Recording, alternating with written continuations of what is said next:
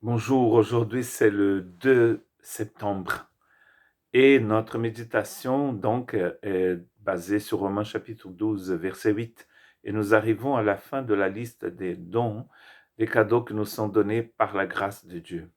Et le dernier le voici, euh, et que celui qui exerce la miséricorde le fasse avec joie. La miséricorde le fasse avec joie.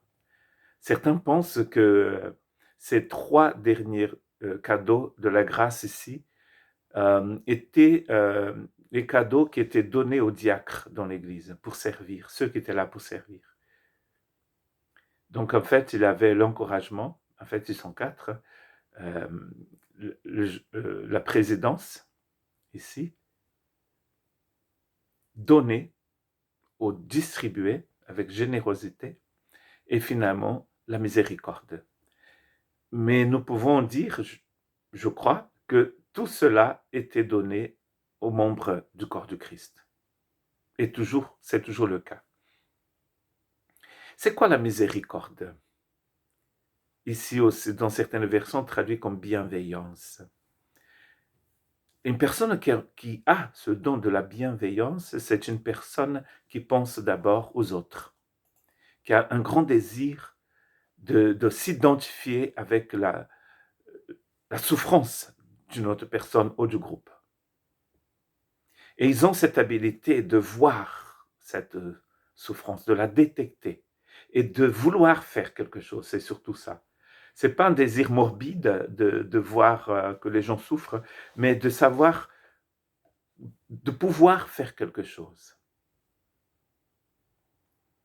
Et ils s'identifient en fait avec cette souffrance, comme si c'était la leur, comme si c'était quelqu'un de leur famille.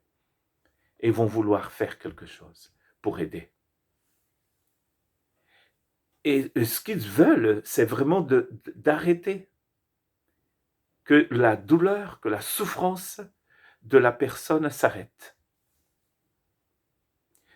C'est comme s'ils voulaient prendre sur eux cette souffrance. Et nous pensons bien sûr à une certaine personne. C'est cette personne qui a le don de la miséricorde n'est pas quelqu'un qui prend plaisir à dire du mal des autres, car elle sait que cela peut faire du mal vraiment, peut blesser l'autre. Donc en plus, il est très sensible à ce que les autres personnes disent de quelqu'un qui souffre, ou de n'importe quelle personne d'ailleurs. Et cet amour qu'ils ont pour la personne qui souffre est vraiment un amour pur.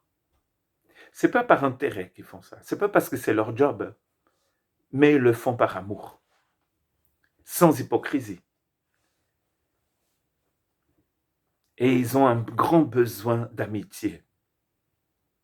Quand j'ai lu cela, je pensais à plusieurs personnes qui ont traversé ma route. Et je me suis rendu compte que les gens qui ont plus exercé la miséricorde envers moi, ce sont des personnes qui avaient ce profond désir d'amitié.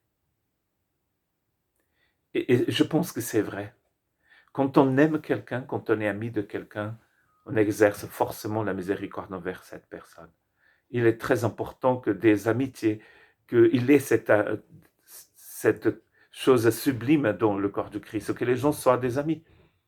Pierre, d'ailleurs, exhorte l'Église à aimer avec agapé, mais aussi à développer des relations d'amitié, des relations fraternelles.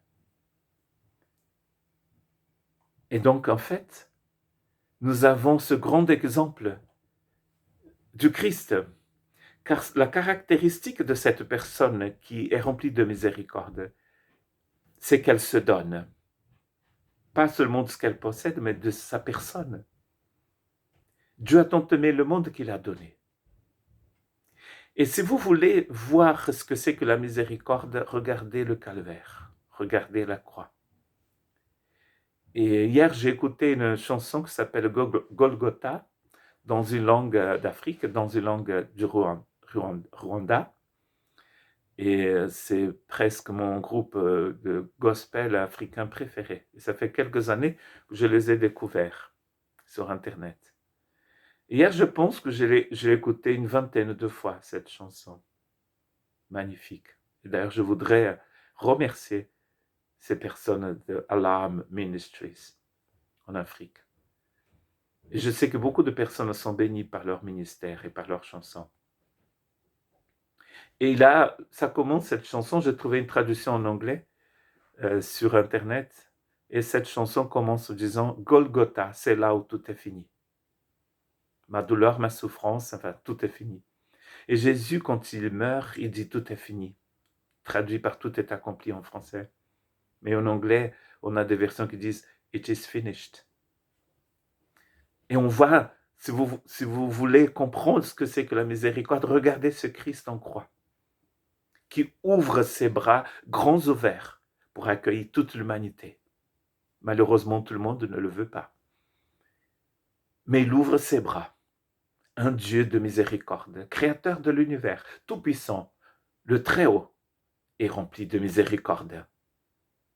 Que nous soyons des chrétiens comme Jésus, remplis de miséricorde.